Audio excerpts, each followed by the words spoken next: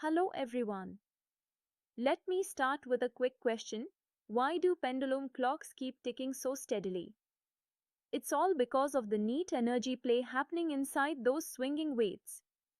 Today, we are diving into how energy behaves in simple harmonic motion, or SHM for short. Picture a swing at the park.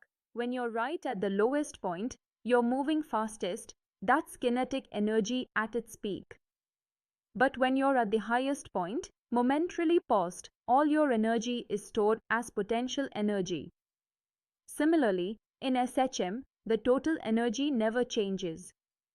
It's just split between kinetic and potential energy differently depending on where the object is. The kinetic energy, denoted as K, is given by 1/2 times mass times angular frequency squared multiplied by the difference of amplitude squared minus displacement squared. That's a mouthful, but simply put, as the displacement x gets closer to zero, that is, the middle or equilibrium position, kinetic energy rises.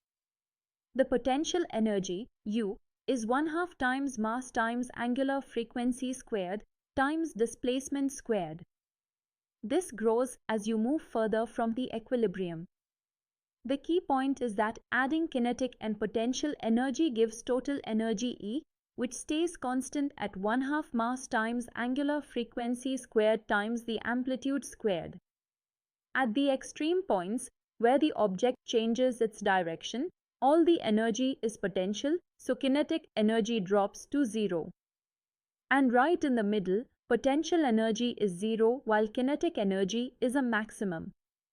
This elegant balance keeps the motion going smoothly. Pretty cool, right? So next time you're on a swing, remember you're experiencing a real physics masterpiece in motion. Let's continue by visualizing how energy swaps back and forth in an oscillating system over time. Imagine a child on a playground swing again.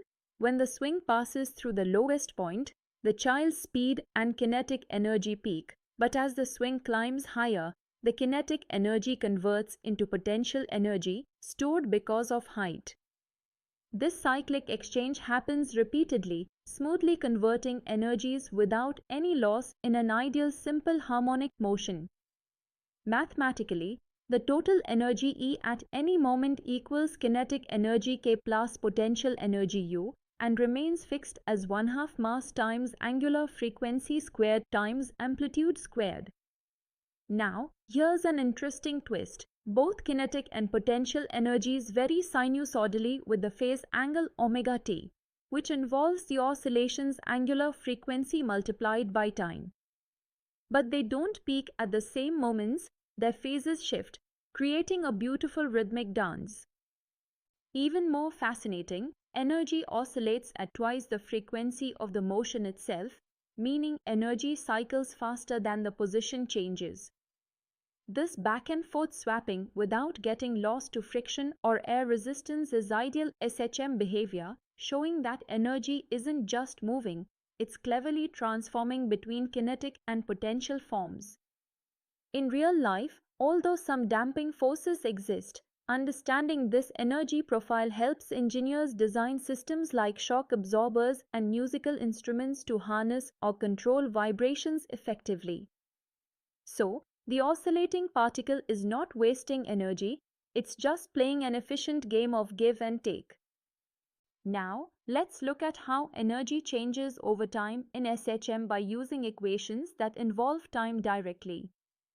The displacement x as a function of time t is given by amplitude a times sine of omega t plus phi, where omega is the angular frequency and phi is the phase constant representing initial conditions.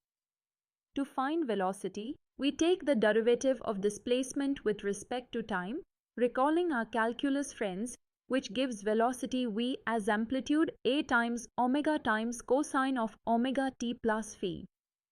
This means the object is fastest at specific times when the cosine term peaks.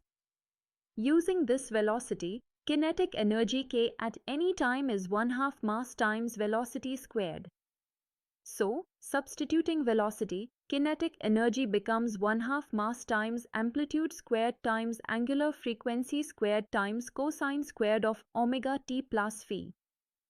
On the other hand, potential energy U relates to displacement squared, which is amplitude squared times sine squared of omega t plus phi, all multiplied by 1/2 mass times angular frequency squared.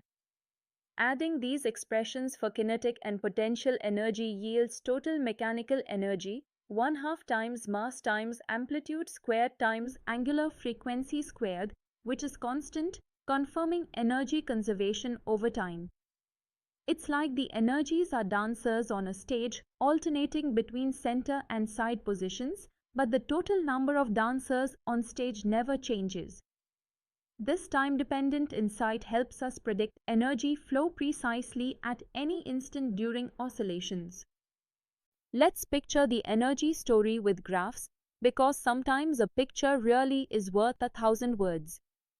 Imagine plotting kinetic and potential energy against displacement on a graph. Both form parabolas, but they intersect at specific points where displacement is plus or minus amplitude divided by square root of 2. At those points, kinetic and potential energies are equal. Another graph shows energy variation over time where kinetic and potential energies behave like sine and cosine waves. They oscillate sinusoidally but with a phase difference. Here, the energy cycle at twice the angular frequency, meaning energy oscillates faster than position. At the mean position, where displacement is 0, kinetic energy hits its maximum, 1/2 m omega squared a squared, while potential energy drops to 0, you're speeding through the center. Conversely, at the extreme positions, when displacement equals plus or minus amplitude, kinetic energy is 0 and potential energy equals the total energy. Picture the total energy as a flat horizontal line across the graph, steady and unchanging, showing energy conservation. These visual patterns not just make the math clearer but also reveal the harmony in SHM's energy dance, helping us understand vibrating strings, oscillating springs, or even molecules in thermal motion. Time for some number crunching. Suppose we have an oscillating object with mass of 0.1 kilograms, angular frequency of 2 times pi radians per second, and amplitude of 0.05 meters. The question, what are the kinetic and potential energies at displacement of 0.03 meters? We start by plugging values into the kinetic energy formula. Kinetic energy equals 1/2 times mass times angular frequency squared times the difference of amplitude squared minus displacement squared. Substituting, that becomes 1/2 times 0.1 kilograms times 2 pi squared, that's 2 times 3.14 squared times the quantity 0.05 squared minus 0.03 squared. Simplifying inside the parentheses, 0.0025 minus 0.0009 equals 0.0016. Then, multiplying all factors, 1/2 times 0.1 times approximately 39.48 times 0.0016 gives us about 0.0063 joules. Similarly, potential energy equals 1/2 times mass times angular frequency squared times displacement squared, which calculates to about 0.0037 joules. Adding these, total energy sums up to approximately 0.01 joule, matching perfectly with the constant total energy formula involving amplitude. This example shows how energy is shared between kinetic and potential forms depending on the instant's displacement, truly bringing formulas to life. Let's wrap up today's energy journey in oscillations. We learned kinetic energy in SHM is 1/2 mass times angular frequency squared times the difference of amplitude squared minus displacement squared. Potential energy is 1/2 mass times angular frequency squared times displacement squared.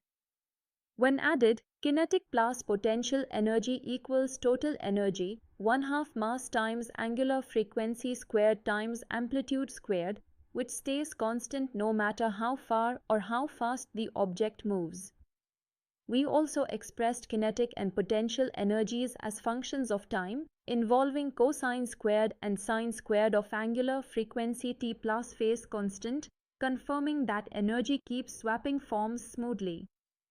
This cyclic exchange with no loss shows how ideal SHM is an energy-conserving dance, transforming energy back and forth perfectly. Understanding these principles helps us appreciate everything from simple playground swings to complex systems like clock pendulums or microscale oscillators in technology. That's it for today's concept. Remember, physics is fun when you can laugh and learn together. See you in the next session.